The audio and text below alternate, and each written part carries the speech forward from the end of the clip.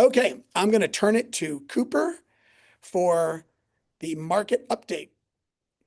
Alrighty, thank you, Russ, and hello, everybody. Happy October. Cooper Thayer here. I am your Chief Market Strategist for the KW Colorado region, and here to talk a little bit about what we saw in the market in the past month. So let's dive right in and do a quick overview on the statewide pulse. So what are we seeing statewide? And honestly, not a lot of surprises here. Again, activity is up a little bit compared to last September. We have seen an almost 1% increase in new listings statewide, and we certainly have seen a pretty big jump in the number of sold listings, up about 8.3% statewide compared to last September. Prices have remained very, very flat as expected, gaining just about 0.5% over last year, coming in at $550,000 for the median statewide sale price in September. Percent of list price received down a little bit, but I want you to ignore that number for now because we're going to dive into some more details on that. Average time on market, of course, as we all know and feel, is up almost 20% year over year. And inventory is the big driver behind that. There is so much inventory on the market, 4.5 months statewide, just a little bit more than last year. What I really wanted to dive into today is how do we frame this data to our clients? And what's really important is I think a lot of times when we talk about market trends and statistics and data, it's very seller oriented. We are talking about how it impacts sellers. But we all know that those numbers I just showed you aren't really ideal for sellers right now. And we don't necessarily want to talk about how hard it is to sell your home. So conversely, what I want to share with you is how I'm framing all of this data to be in favor of buyers. Because when selling gets tough, buying gets a little easier. So you can see the Denver Post headline there. Last month, buyers are scared to act. That is not a good headline for us who are trying to bring buyers into the market. We all know we have plenty of inventory and we need more motivated buyers in the market to sell that inventory or to buy that inventory. So, my quote in the Denver Post this month was really oriented towards the benefits of being a buyer in the current market because of our excess inventory and because of the leverage that buyers have right now. So I want to share a couple specific statistics with you that you can bring to buyers that may be on the fence, what I'm calling the wait and see buyers, the buyers who are scared to enter the market and don't want to act. So first thing to tell them, buyers have more choices than they've had in about 14 years. And what I mean by that is we have tons of inventory. This chart represents the number of active listings in the RE Colorado MLS every single month for the past, 17 years. And right now we are at about December 2011's level. So the highest number in just about 14 years. You saw statewide, we've got more new listings coming on the market than last year, and they're staying on the market longer with 65 days on average. So certainly a lot more choice for buyers. And that is a good thing to tell buyers, especially those who may have tried looking in the past couple of years and didn't end up buying a home, or people who have experience with the Colorado real estate market in the past, because they know that historically, inventory is very scarce in Colorado in general. So this is a big positive and something that you should absolutely be sharing with potential buyers to help get them motivated. Number two, very important, is buyers have negotiating leverage on price. And I know I showed you 98% of was the list price to close price ratio last month statewide. That number is based on the last list price. So I more importantly like to look at original list prices and net close prices, net of concessions. So let's take a look at that. So buyers have negotiating leverage on price. What does this mean? Well, the median original list price last month in the whole RE Colorado MLS was almost $625,000. Median close price just $585. And we've seen this year median original list price to close price ratios represented by those black bars on the bottom has been about 3 to 4% lower. So we've seen, on average, most buyers are getting a 3 to 4% discount on the top line.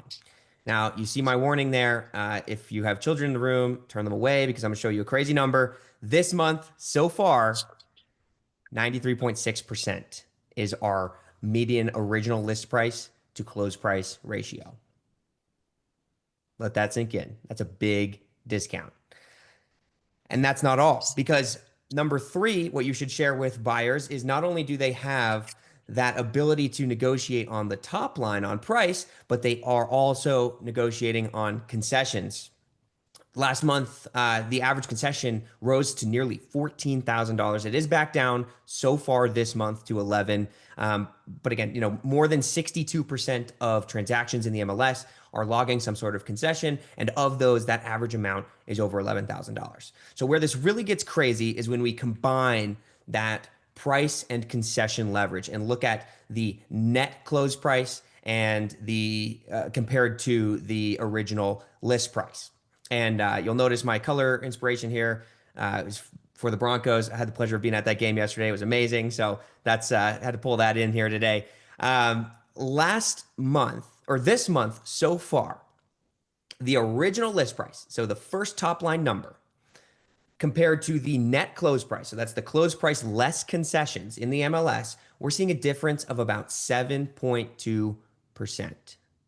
That represents a ton of leverage. And that is something that we should absolutely be sharing with our buyers and potential buyers to help keep them motivated in a market where they aren't necessarily motivated due to a variety of reasons on economic uncertainty, interest rates. But truly, when it's not a good time to sell a home, that creates advantages for buyers. So, as agents, our first instinct is to call this a bad market or a slow market. But I don't think there's such thing, because in most circumstances, when it's a disadvantageous time to sell your home, it is going to be an advantageous time to buy your home. So here's a couple metrics comparing Colorado last month to other states around the country and how we can frame those to be a positive for buyers to help create that motivation. Number one, we ranked number 3 in the country in price cut percentage. Over 30% of listings cut their price. If you're a buyer, good. That means that the market is heading more in your favor, and you are likely to have more success in obtaining attainability in an environment where interest rates are so high and monthly payments are such a big concern. Number 2, median days on market. We ranked number 7 in the country. It's median was about 70, anywhere from 65 to 70 days. We're about 7th in the country. If you're a buyer, good. That means you have more time. We're not waiting in lines to get into open houses like 2022 anymore. Buyers have time to think, to plan, to be strategic, and to, again, negotiate down to an attainable level. And last, we ranked number, 6 on the year-over-year home value decrease. Home values statewide, this is values. So this is actually, if we look at home values overall, this is not sold prices or closed prices or asking prices. This is actual valuation data. The average home is down about 2.2% year over year. If you're a buyer, good, because everybody wants to spend less money. So reframing our rhetoric to take what our first impression is a bad market to something that is sellable to buyers to get them motivated and get them excited and present them opportunities is something that we should all be doing. I want to leave you with this because this is actionable advice for sellers. I know we talked a lot about buyers. Showing activity is very slow right now. And if you have any listings, you know that.